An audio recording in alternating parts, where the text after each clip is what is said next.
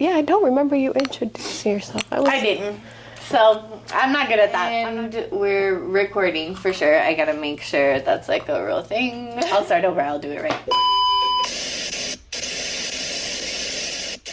Hey y'all, welcome to Whiz Bang Babble. I'm Whiz, and I am here with my girl Elsa. A longtime friend of mine. We go back all the way to high school. Yeah. Oh, junior high. Junior high too. Okay. Damn. Yeah. And I always look like an asshole whenever I do this with people. You're like fine. I sat down with one of my friends and I was like, "We met like this, right?" And she's like, "No, we met like this." And I'm like, "Oh, well, I guess that's whenever my brain started to remember shit." But I guess that was whenever all of the big events was happening, and I like really remembered that. Yes. So that makes sense. So we go back since middle school. Yes. Long time. It's been a long time. And we are going to touch on the topic of teen pregnancy, being a parent as a young person, a teenager, and just like the struggles that come with that, and really what support is needed.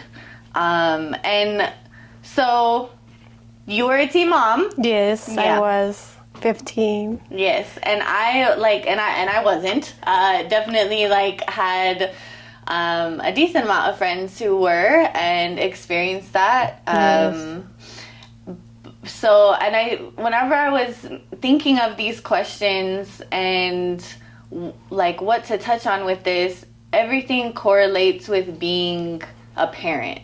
I feel like all parents can relate to this, but we're really honing in on the teen aspect of it because, like, no shit, that's a whole other ball game. Oh yeah, yeah.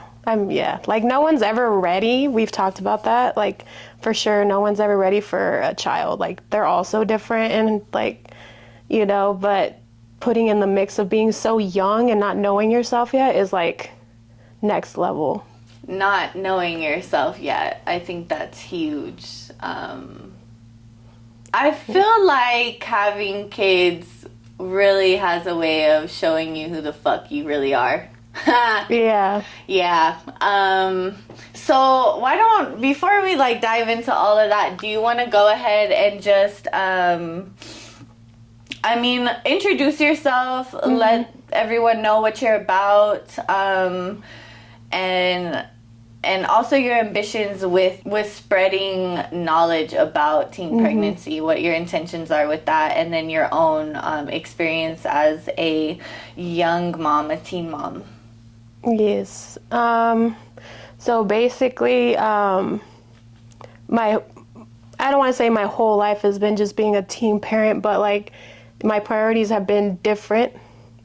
So choosing careers, choosing where I live, all this stuff that, you know, I never thought was going to be important to me became important. So I picked, first of all, doing hair, which we both went to school together, which was awesome. Shout out J-Ted, real quick. Okay. Just J-Ted. So that was a great opportunity as a young person trying to do something so I could be there for my kid other than just physically, because you got to think about the economic part of it too. But then I realized I don't have insurance, I don't have, XYZ for my child. So I went and looked at other careers, ventured out and stuff. And then, along the way, I still had in mind that I wanted to be supportive where I was supported in my most, important times where I needed someone. And I had one person, but that person like really made me feel like I could do something different than just be a teen mom and be part of the statistics, and, that includes dropping out, not having a job, being poor forever. Like, it just, so much stuff is added to you when you become that person that's a teen parent because, everyone looks at you like you're, I don't know what's the word, just, it's taboo. So you become like, yeah. There's a negative stigma attached to it. Yeah, it's taboo. It's not in the, like, it doesn't align with society's rules at all. And you know, just touching on like economic issues and stuff, it definitely puts individuals in this like economic rut, because they weren't allocated the time to actually do what they have to do to get into a career. And I know JTED is a really big help for a lot of teen moms, just because it gives them a trade and a career right off the bat. So they don't have to get stuck in that rut. Yeah, and sometimes not everyone is meant to go to college, and you know, there's nothing wrong with stepping into a trade, and sometimes you are more successful in that than a college. But I mean, that was basically my mindset, trying to, you know, deal with what I was, you know, in at the moment. I put myself in, basically. But, you know, it's still something that was on my mind and in my heart to, at some point, give back. Basically, from going through that, I feel like all the things that I've went through, it didn't seem right to me to just leave it with me and not give back and give that support, give that advice, or, you know, whatever it is, like, you know, trying to find information for young adults, because I don't think it's just the girls that need help. I think it's also the boys. Yeah. They need help too. Yeah. And I think that they get put off to the side as well. And they're stressed out and they need help. They need guidance. Yeah. And nothing wrong that we give so much help to the mothers, because they absolutely need it. But I feel like they need to be supported a lot too. Like it's just... Yeah, there is this thing about just kind of writing men off whenever it comes to parenting in general. Yeah. I don't know why it's such a common thing to do. I think things are changing, and we're giving men the credit and support that they really deserve and need. And I love that perspective. You know, we hate that fathers aren't present, but then there's like no real support for young men growing up to even know what the fuck that looks like. So I love that you always had it in your heart to want to give back, because you had the one person that was, you know, this grace and support for you and taught you a different perspective, a positive perspective on what you could do with the situation. And it's just beautiful that you want to go ahead and pass on those blessings to other people. Yes, be a blessing because I'm blessed, you know? Yeah. And, you know, I just want to give a shout out to, you know, Coach Corona. I don't know if you remember him, but he was the only person that was just so dedicated to having a group for us to all get together. And he didn't, like, judge us, you know what I'm saying? Like, he didn't treat us different. He didn't talk down to us.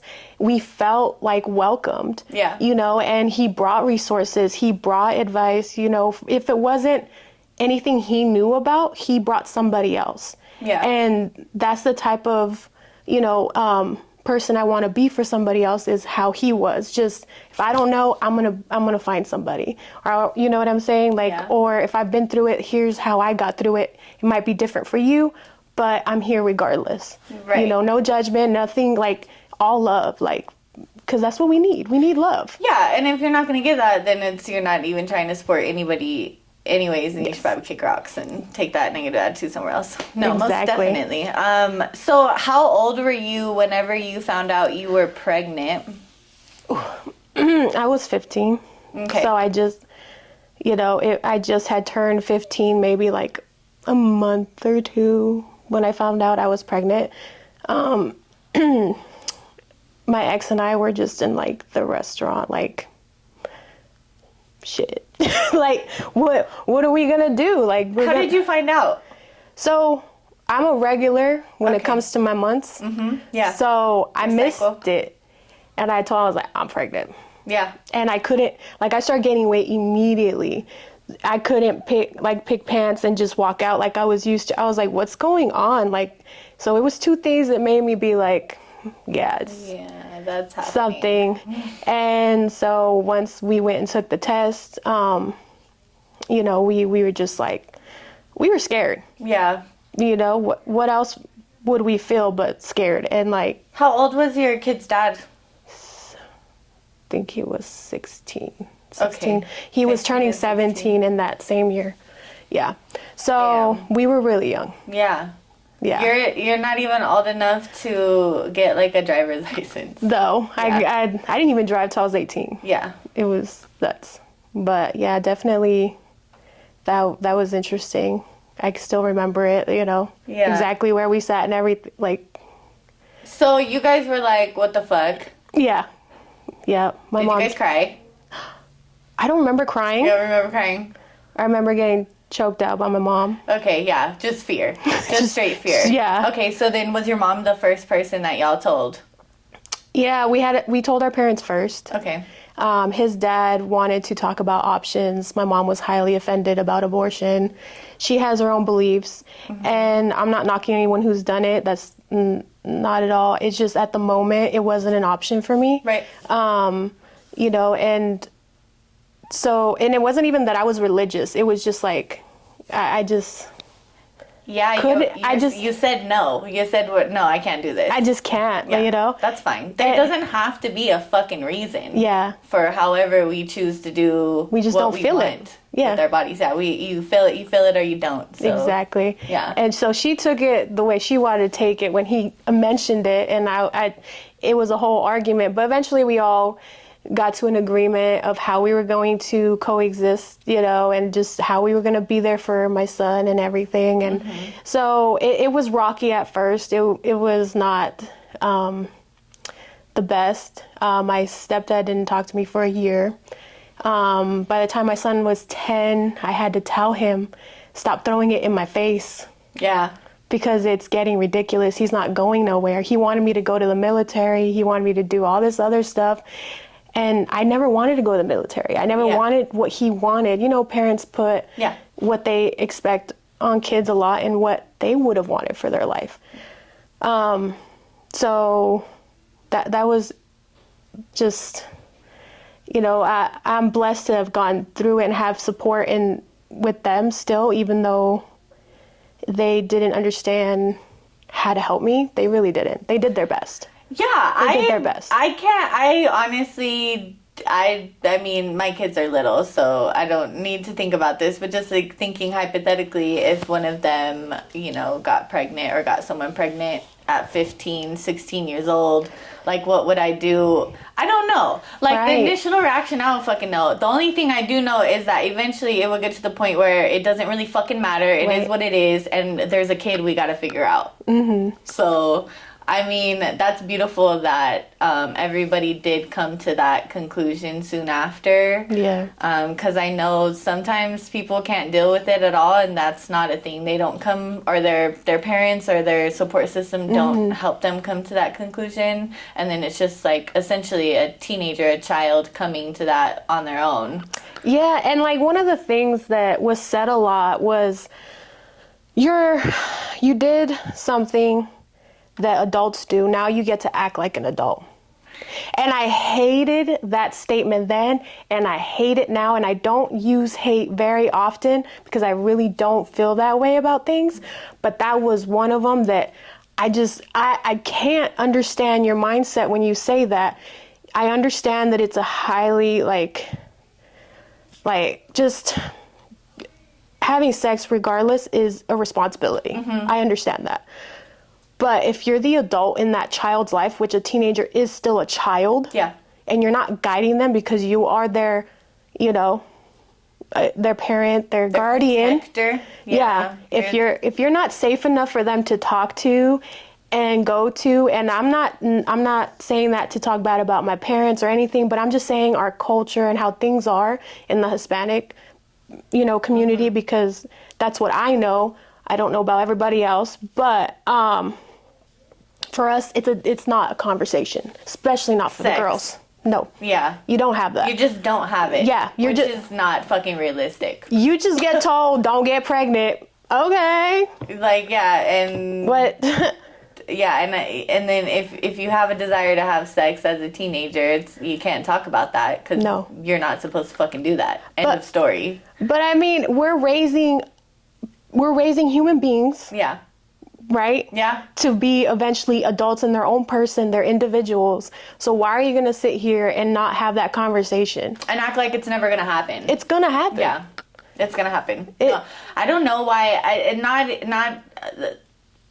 I don't know why a lot of schools teach abstinence, high schools, in sex ed. I don't really understand that. I think it's fine to teach it. I think they also need to teach what to do to take care of yourself if you feel like it's ready. Because let's also not act like it's anybody's place to tell you when you're ready for sex. Yeah. No, for sure. And I don't know if you remember how I've only seen one class the entire time I was in school about sex education. And basically they were just like, you just kiss this person, basically just guilting us to not be dirty. I remember the cup swap. Like one person had a little bit of food coloring in their cup. We all had these little Dixie cups, like a class of 30 or 40. And then a couple people had essentially like a STD in their cup, like a color. Right. And we'd just go mix cups. And then at the end, we'd see how many people got STDs. And I mean, honestly, that's always stuck in my mind. I think it's a good thing to teach. But whenever that's the only fucking thing that we remember. It's not realistic. I did not understand the correct way to put on a condom until I was grown. Until that wasn't a thing and they would break and I would be in these positions that, you know, sucked. And I'm like, what the fuck am I actually supposed to do? Googling it, you know, like sexual education was like figured out and Googled, it's horrible. Which is fucked up because it's just such a heavy part of life, an important part of life. Yes. It's a part of life. It comes with a lot of weight, and I think it should be discussed more. At home. Both places are not doing it. Yeah, both are not doing it. I don't understand how adults feel that we're never going to be adults. I mean, we're here adulting. Yeah. You know, we have our own sex lives and it's just part of life. It's not even that like it should be made to feel where you should be ashamed or dirty or all those things that they try to put on us. Like, you should want me to be safe if I choose to do that. Yeah. Why would you want me to be scared? Why would you want me to go into the dark without having any information and then blame me for not having anything when you're the one who has all the information? And now with all the internet, parents are all afraid that these kids are going to be hyper sexual, whatever they say, right? All this stuff. And I'm like, well, I mean, then talk to them.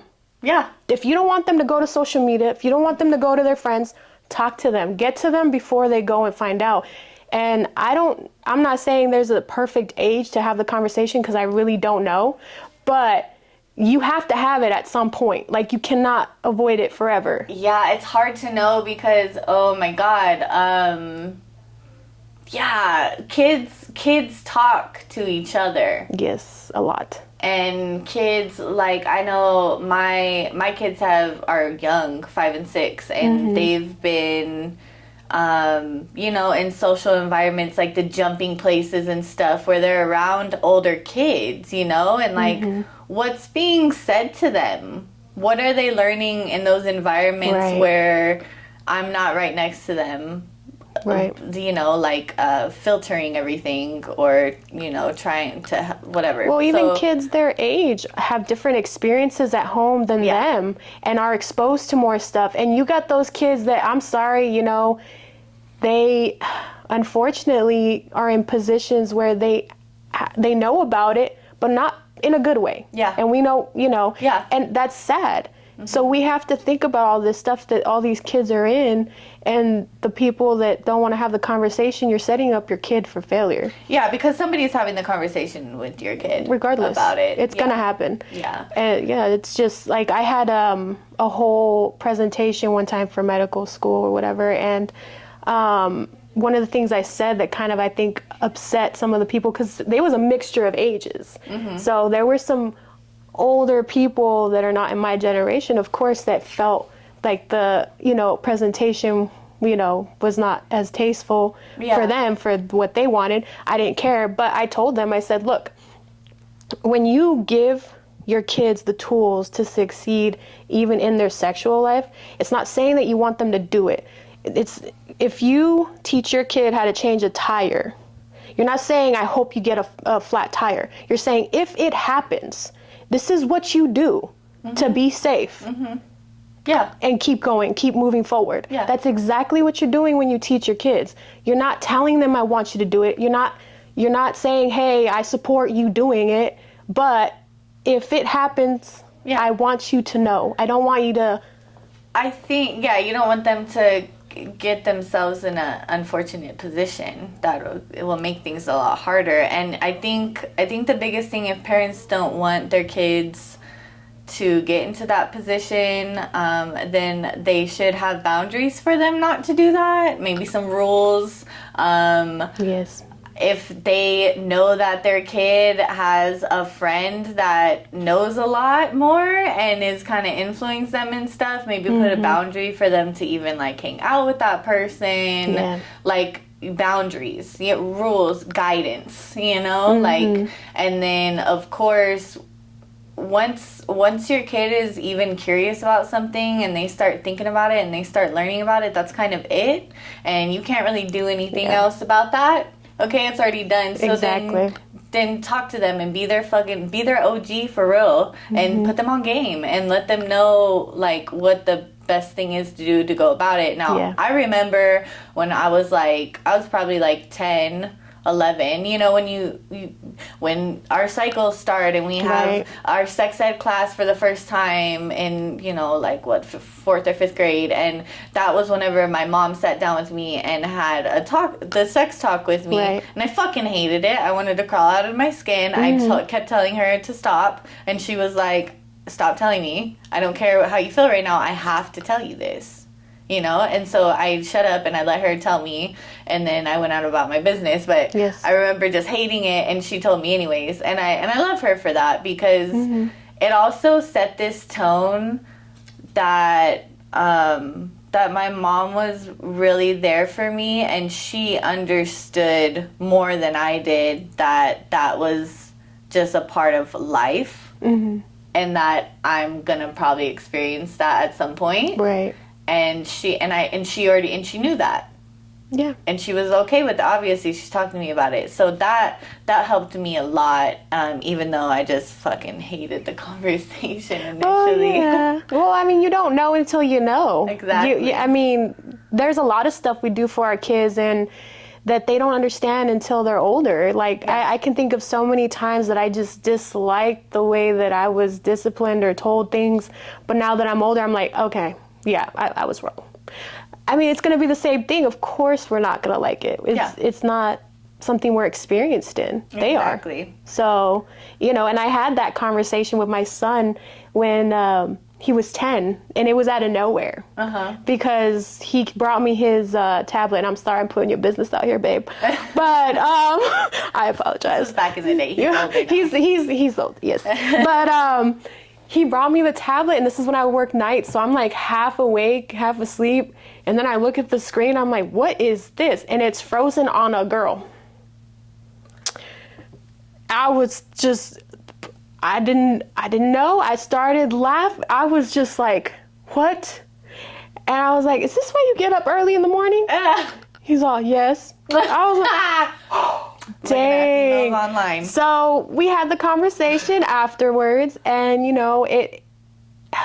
it was just necessary to have that with him, you know. It's I think that's about that age, honestly, where that starts happening and where their brains are like going into that little wormhole. yeah, now they're starting to see. Sounds about right. Yeah, they're starting to see girls differently and all this stuff. And, you know, and we still have that open communication. And I've always told him, if you need to talk about something, like if you need me to just shut up and listen to you, like that's what I'll do. Like you just tell me. Like I've always talked to him. I've always tried to inform him not only of that, but everything in life. Like I'm like, I don't want you to be blind out here. Yeah. And just be like, my mom never told me. Oh, I did. Yeah. Oh, I did. Yeah, you're like, you're not going to be able to say that. Not over here. Good. Mm-mm. I love to hear that. Good. I'm glad that even when, you know, nobody was talking to you about it and there was definitely a different approach to it, that you realize what should have been done and you're doing it for your baby. No, and he thought he was in trouble when that happened. I said, no, honey, you're not in trouble. No, we're just here now. No, this is just... That was just mom's sign. Yeah. It was just interesting. I thought I had more time, you know? You're right. You don't know. You don't fucking know until you're there. And then, yeah. Well, it's beautiful and graceful. It sounds like you handled that with a lot of grace. That's awesome. Good. Thank you. Of course. So I put on here, like, how did relationships with family and friends change after you found out that you were pregnant when you were 15? I know you said your stepdad didn't talk to you for a year. Oh, yeah. And they expected you to be an adult now. Yes. So... That didn't happen. No, and I got a lot of, like, I got told how to raise my kid a lot. So I had to argue and fight a lot on top of what I already had to deal with. Because you expect me to be an adult, but when I try to be an adult and, you know, do things that I need to do for my kid, you stand in the way and tell me how to do it and why I'm wrong. And that I didn't understand either. I'm like... Nobody understands why people say that to moms. Like, if you are here to support me, why are you fighting me? Yeah. Why are you fighting me? It just felt very overwhelming sometimes in that aspect, is because I didn't want to fight. I don't want to fight. Yeah. I already have a lot to do. And you already have instincts as a mother on what to do. You know what to do. You can feel it. And I told my family that. I said, you know what? You guys need to trust that I know what's best for my son. You didn't give birth to him. I did. And if you don't trust me, then that's something you have to take up with yourself, because then you didn't raise me right. Right.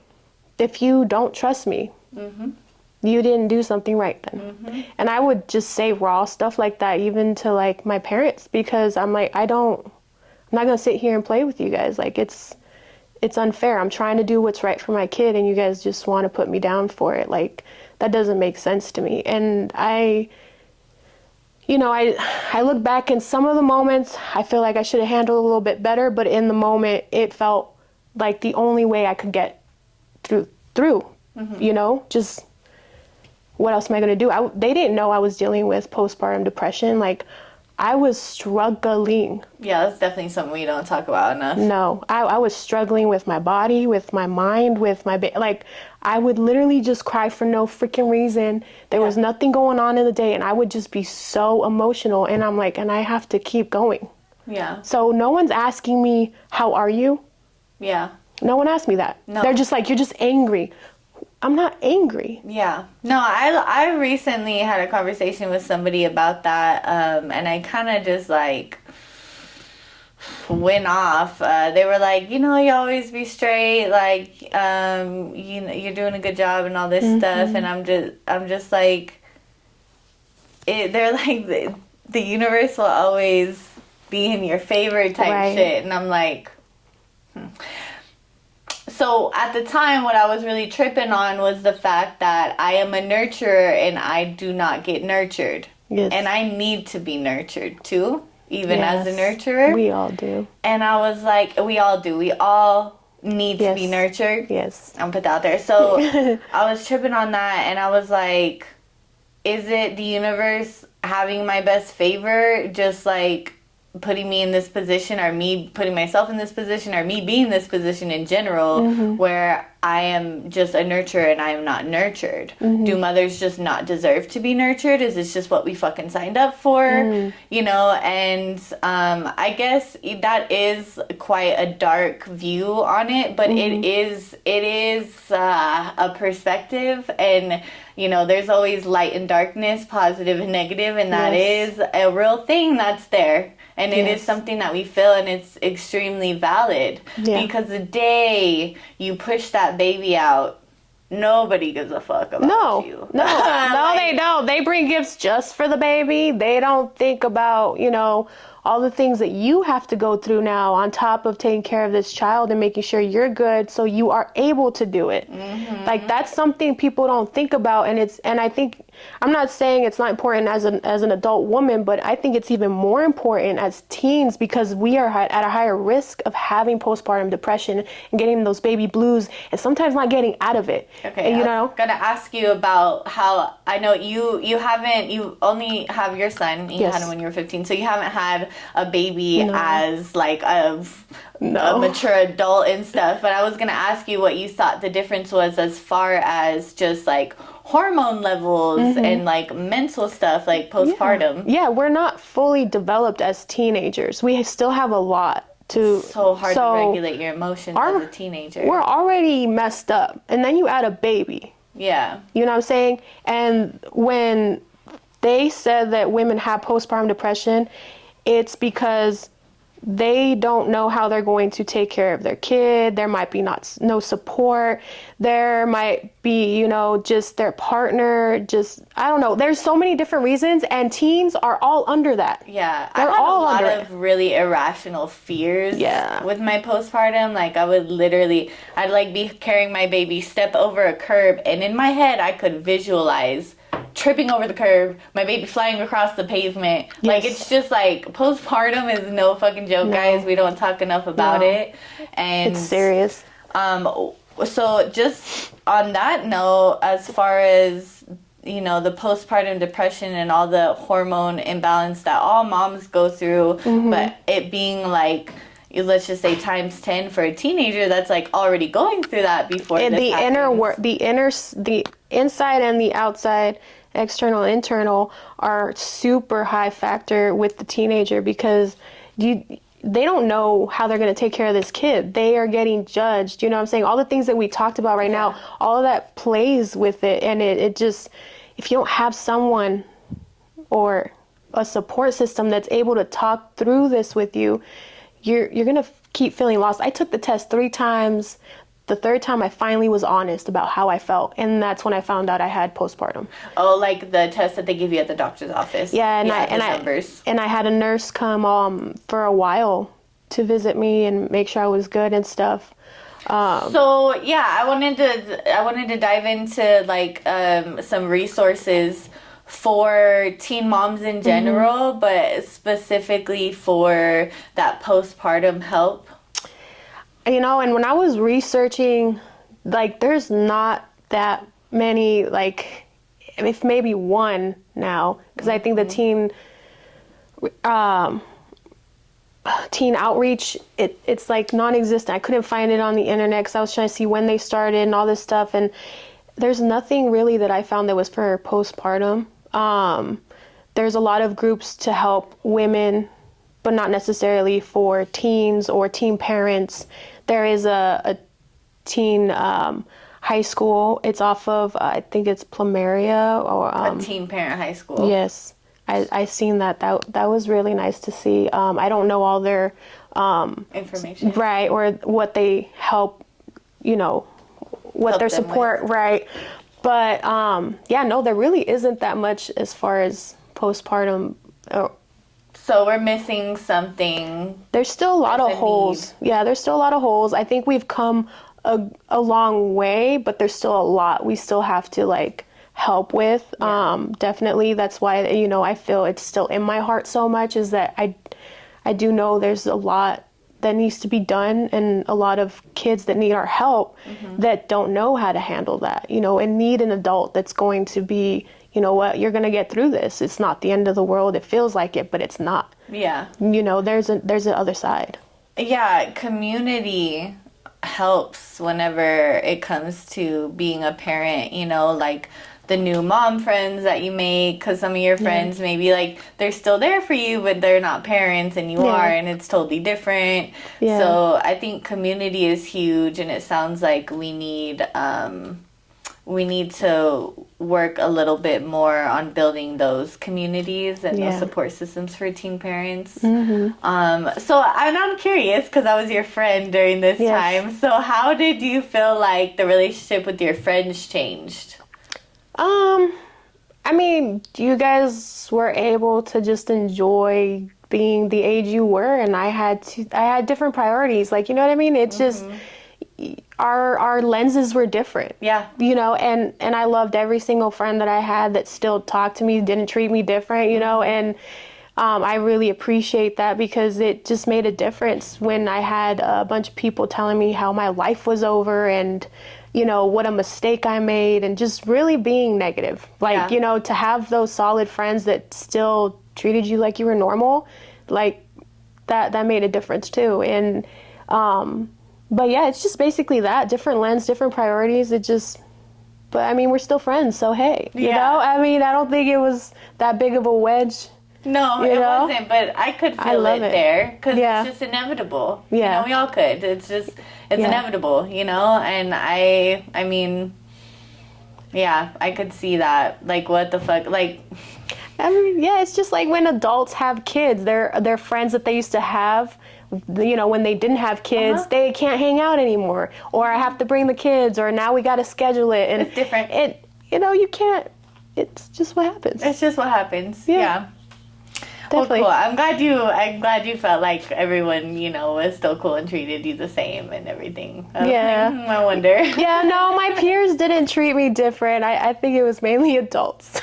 Yeah. It's mainly adults. Yeah. And that is sad to me, because as an adult now, and I see young kids, like, I don't have it in me to give them that type of negativity. And maybe it's because of what I've went through, but I don't want to put them down. Like, there's already so much. You know what, girl? Honestly, we were all, most of us in our friend group at 15 years old were just lucky we weren't going through it ourselves. Yeah. I've always said that. Like, I just got fucking lucky. Honestly. Definitely. Like, I mean, yeah. Because even if, we were talked to about sex and we were using protection at that age, shit happens. Shit happens with birth control. Shit happens with condoms. Like, shit happens. But if you're having sex, that's always the fucking risk that you take, is making a baby. Pregnancy and STDs, that they're both a risk. Yes, exactly. So, how long do you feel like, what did you do after you had your son, whenever it came to school? How did that change things? And then also, what's some advice that you have for teen parents who are having to juggle schoolwork and kids now? So for me, I was failing before I knew I was pregnant. Okay. I wasn't really involved in my classes. Okay. So something switched as soon as I found out I was pregnant. And this isn't true for everybody. I know that. But for me, it was just a flame under my ass. Yeah. Period. Like, no choice. Now I gotta give a fuck. Yeah. Because I didn't care no more because of how I felt. And I just felt unseen and just all this other stuff that I was dealing with. And so once I had my son, it was like, I have to, be something for this person, and I'm not just going to sit here, And so I got a tunnel vision. It was hard to do both, to take care of my son and do school. I would take them to the daycare, then go to high school. I was late almost every day. The principal finally sat me down and told me I was going to the alternative school because I was late all the time. And I told her why. And she's like, well, that sounds like your problem. Thanks. Yeah. Thanks. Yeah. I'm like, I'm actually trying to be in school. I'm not trying to drop out. And that's the response I get. Because 5 minutes makes a huge difference. You know, and I mean... They're ridiculous with with just public schools and regulations and laws and funding. It's just it's just fucking ridiculous, honestly. Fuck. Anyway, sorry. Yeah, no, you're good. No, yeah. No, I feel you. It's just, just stuff like that would happen. And I mean, at the end of the day, it worked out because I graduated high school in 2010. I graduated beauty school in 2011. You know, I was able to start working as soon as I got out of high school. I started a restaurant that finally got my license at that time. And, you know, I got honor roll, I got on the building blocks of character, all that stuff. And I wasn't searching for all that. I was just trying to make sure that I graduated and wasn't part of that percentage that didn't make it. You know, I wanted to make my son proud. And for him to be like, you know, regardless of the challenges my mom had, like, she still made it happen. Like, you know what I'm saying? I didn't want him to have to walk with his head down because I'm his mother. Yeah. Like, does that make sense? Yeah, like, of course. That's just my mindset, and why I got through it is that at the end of the day, like, this is my son. He's going to have to deal with anything that I didn't do. Yeah. Does that, you know, because I totally believe in generational trauma and curses and all that stuff. And I was like, I don't want him to carry all that. I want him to have a normal childhood as much as possible.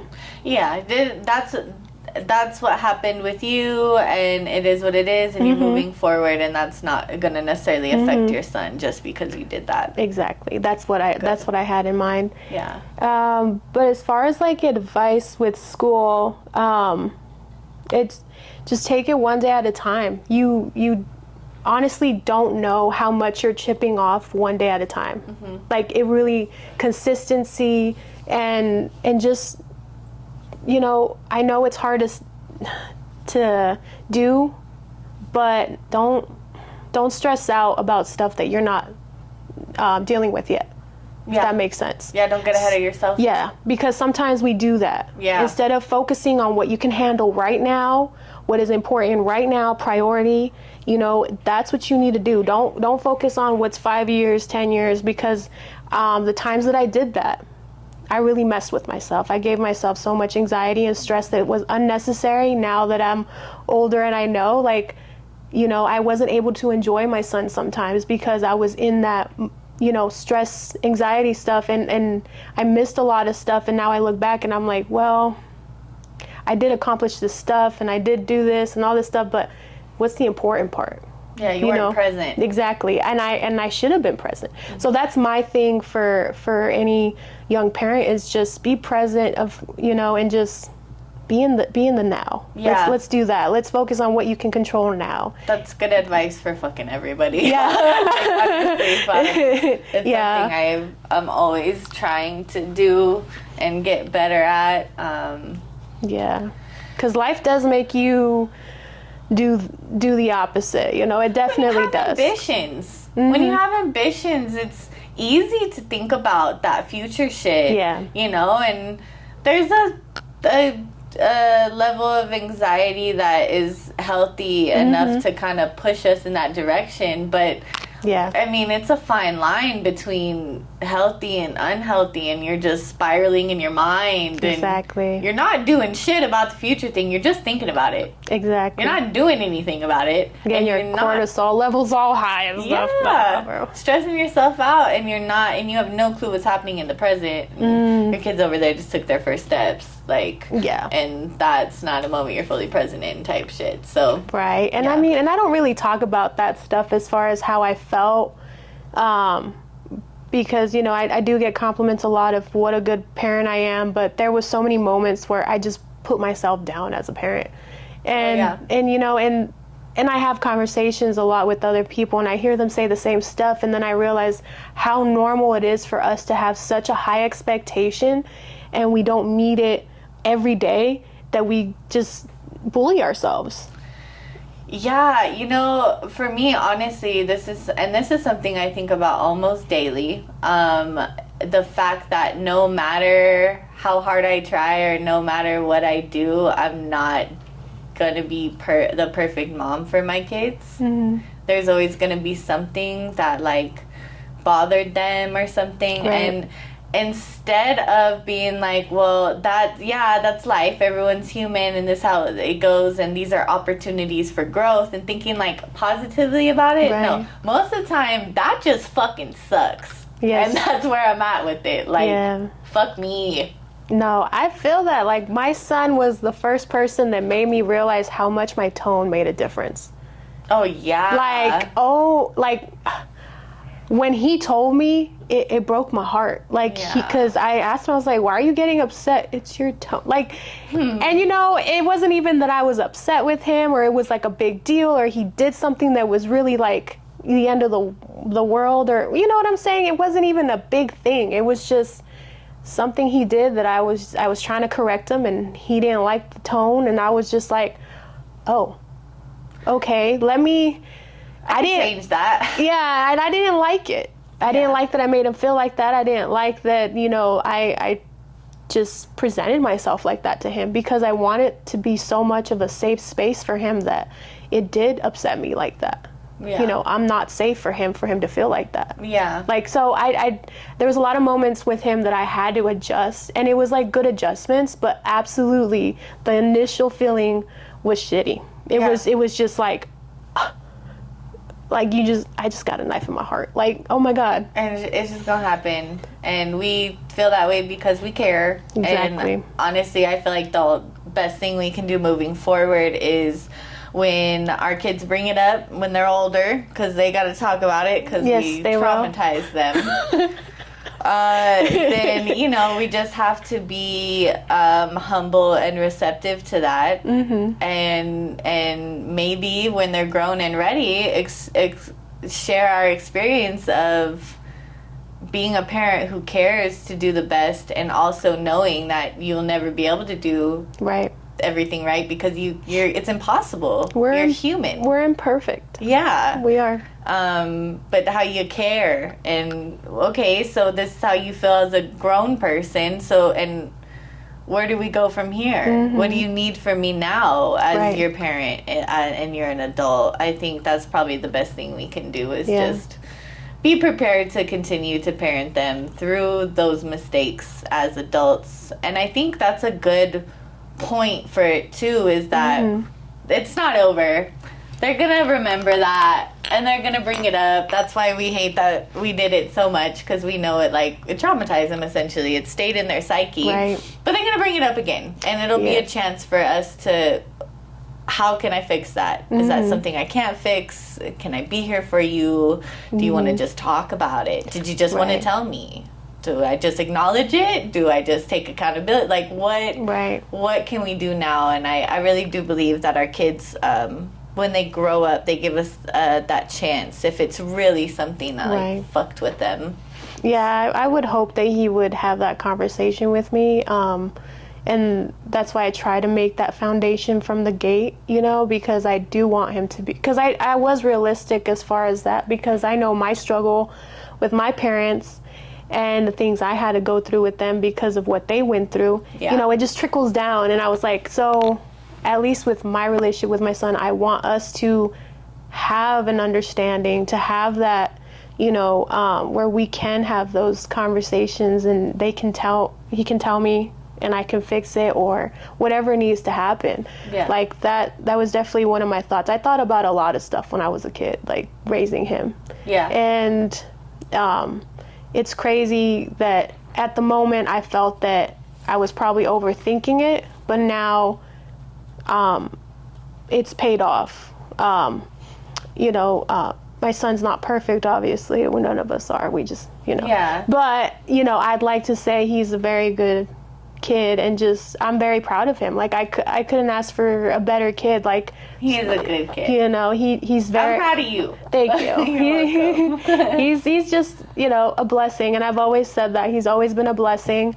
And actually trying to get ready for this and everything, I found 2 letters that these kids gave me when we were in high school. We did this project, and I guess I talked about my son. I don't remember what it was, but one of the kids, his name's Ryan, and he told me that while I was talking, he started to feel sad about, you know, his girlfriend that had lost their baby. And he's like, you made me, you know, come back to that. And the reason he felt upset was because he, in the moment, felt that God didn't want him to be a father because he wasn't going to be a good one. And so he's like, so hearing you gave me hope that, you know, God didn't do that, that it was just not my time. And, you know, and the other girl, I forget her name, but she talked about her 2 sisters that were pregnant. Mm-hmm.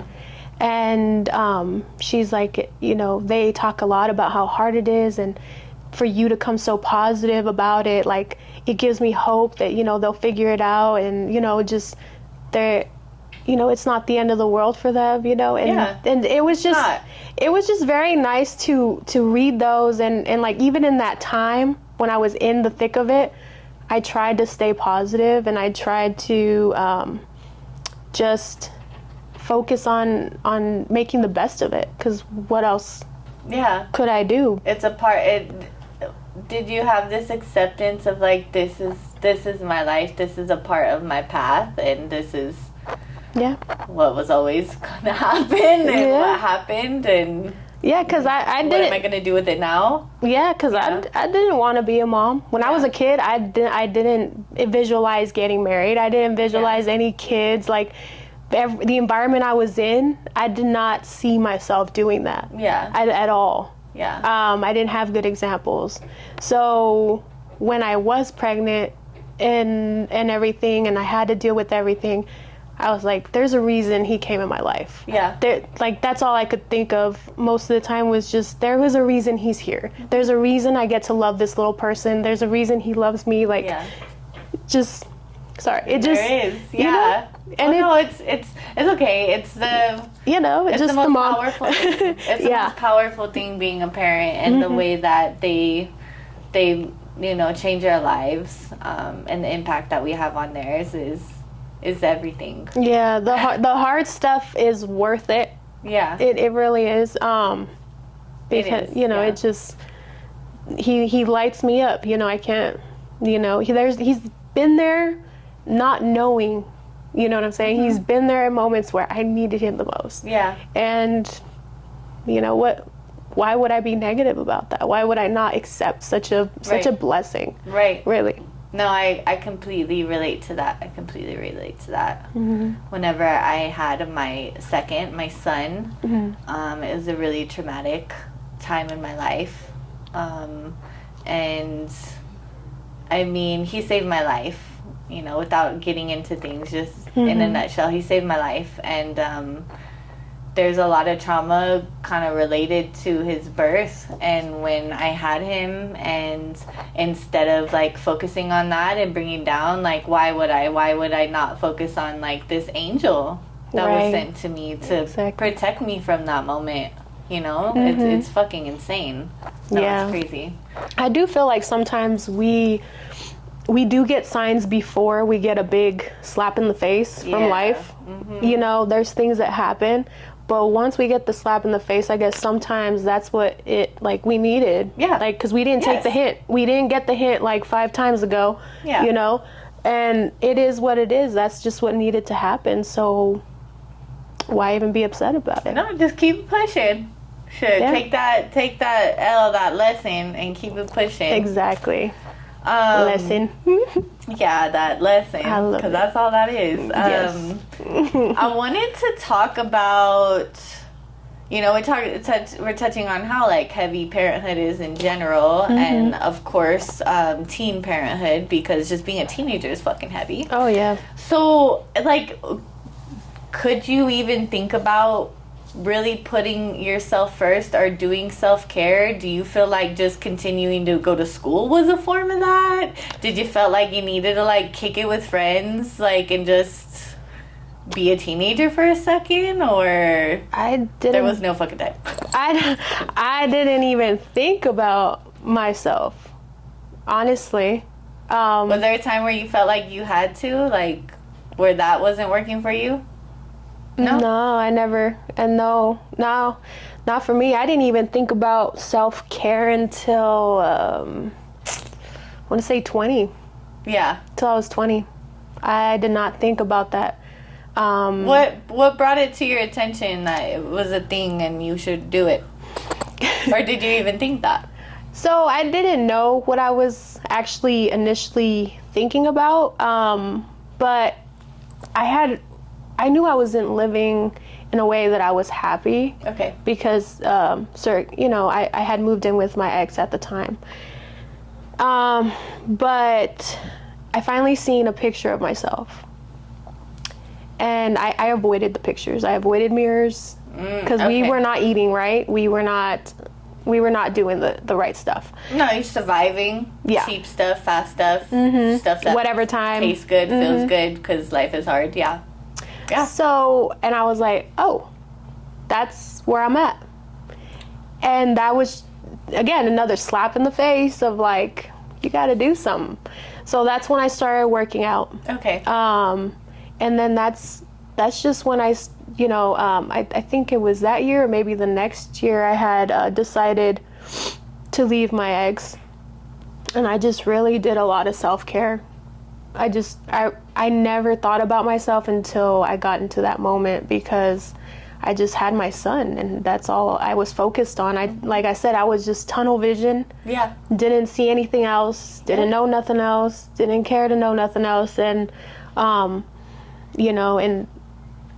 I don't know, I guess that I had to realize when I did, Yeah, when you hit some sort of that. I mean, that's usually whenever we start thinking of self-care is when we're just so fucking unhappy. Yeah. Yes. And we hit this rock bottom, and especially if we have a partner that doesn't take good care of themselves either. When something blows up with a toxic partner and we leave them, that's usually whenever get our head out of our ass and realize the positive things in life and the finer things in life. And taking time for yourself matters. Yes. Makes a huge impact on yourself and your son and your kids, Yeah, and I didn't want him to grow up the way we were. I didn't want him to see none of that. He was 6 when I left. Yeah. And it just, I don't know, I think the journey was necessary the way it went because I didn't even know how bad I was. Like, until I left, I didn't even know I was depressed. I didn't know that all of that was so unhealthy for me until I left.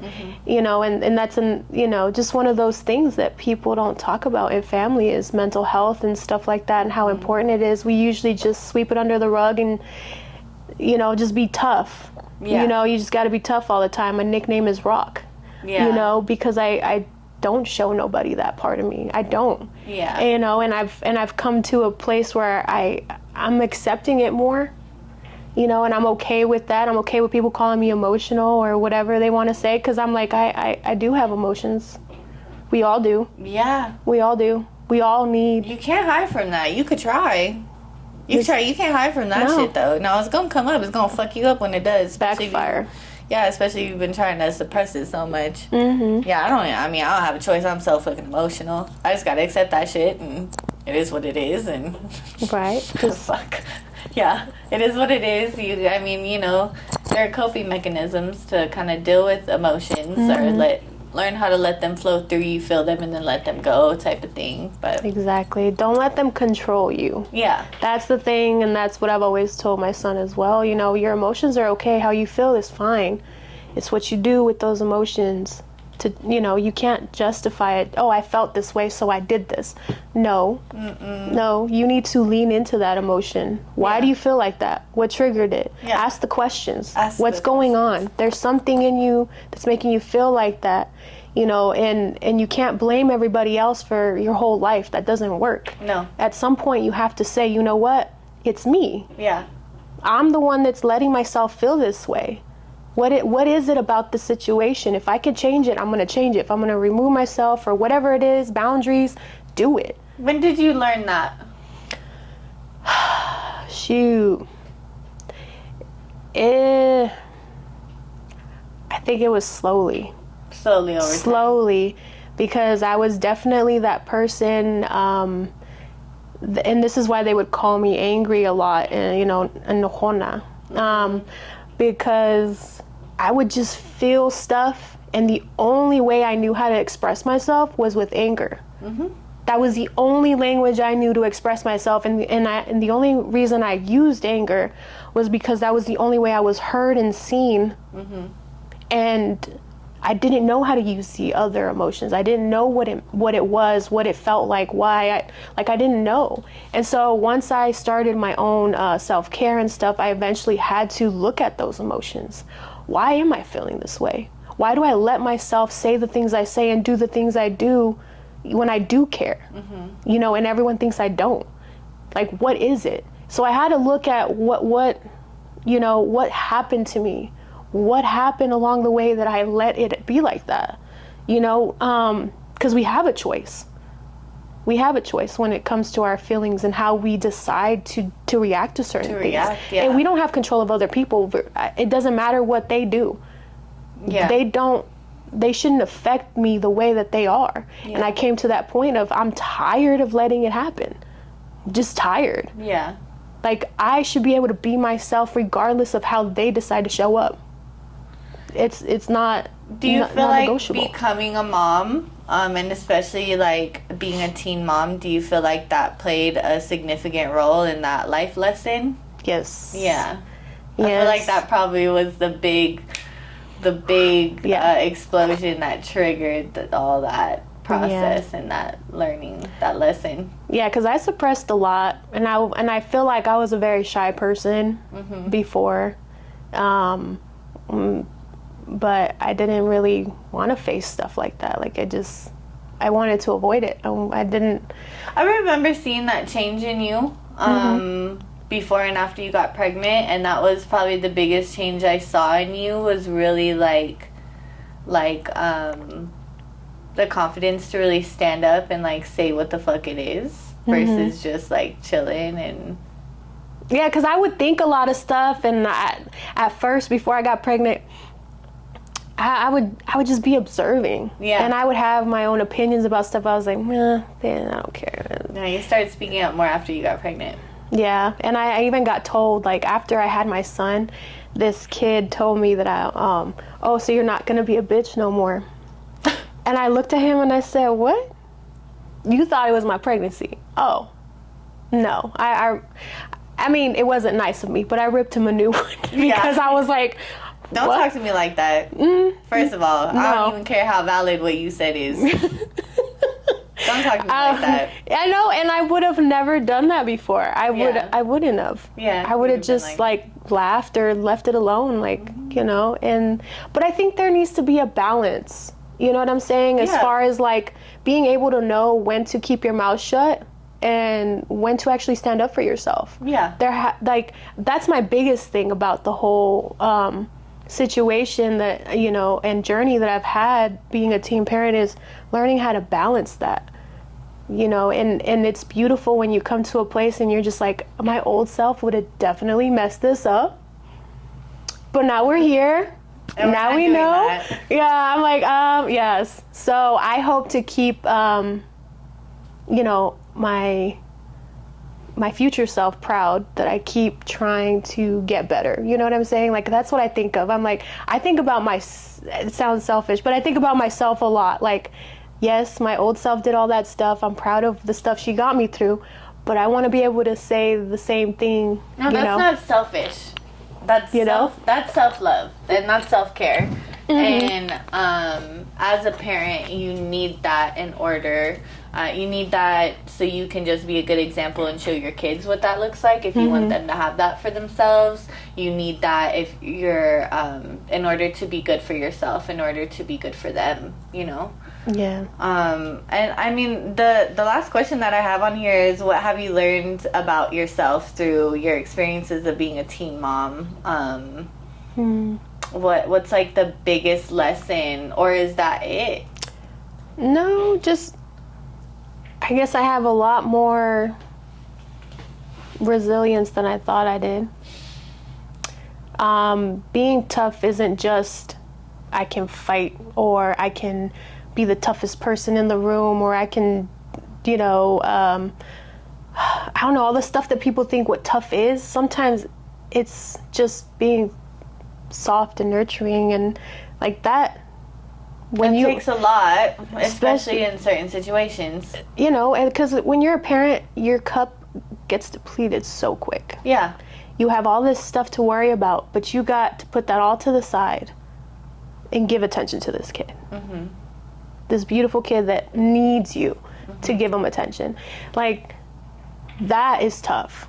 Yeah, it is. That is tough. That is resilience right there, because it's easy to be like, you know what, go to a corner, let me just pass out or drink or whatever I have to do to forget about all the stress I have going on. I don't need you to add more, And I don't think that's just for teens, though. I do feel that's a lot of parents, that is the struggle we have sometimes of, like we said, being present and stuff. And because we're always growing, right? And we're still growing, and we're still learning. We still got our own childhood fucking trauma that fucking bothers us. Exactly. And to be able to not suppress that. Yes, I'm gonna work on that, but right now my baby is trying to fucking tell me a story about what happened at school, and they're super upset, and I got this going on. Let me sit this down and do that. Or let's just talk about in the case where you're not fucking okay in that situation, and you actually have to like take a second or to just check yourself to get to a point where you can be there. Yeah. And all that, it's a lot, and it's hard, and we do it. And that is fucking strength and resilience and persistence, like to keep on going too. Because I know a lot of parents who have just checked the fuck out, stepped away, and I have been in a lot of situations as a parent where I'm like, yeah, I see why the fuck you just left. I can see that. No, we could all see why. Right. Because we deal with it. Right. Because we know how heavy it is. And to deal with it. Yes. And to choose to be there is everything. And I want to touch just for a second on teen parents who maybe adopt. Yeah. Or maybe have abortions. Or maybe deal with it in one of those ways. And I know you said too, like, nothing against that. It's whatever works best for the person. Right. And I want to say, I feel like that there's a lot of strength in that too. So and they have their own like things to deal with after that decision too. There's strength in doing what you got to do for yourself, and no matter what choice you make, you always got to deal with it. Exactly. Yeah. People think that because you chose, to let your child be adopted or abort or whatever, that you don't ever deal with it. I met a lady, I kid you not, when I decided to go to work at a salon. She was in her 30s at the time. I think I was 19, and she had 3 kids, I think, at the time. And she opened up to me and told me that she had an abortion at 15 because she found out I had a child. She was sobbing. Yeah. She has these beautiful 3 kids, and and it still affects her. She's still with the same partner. She's like, I know it's silly. She's like, but I sometimes just think about how my baby would have looked and what we would have done and all this stuff. And I was like, but you have 3 kids.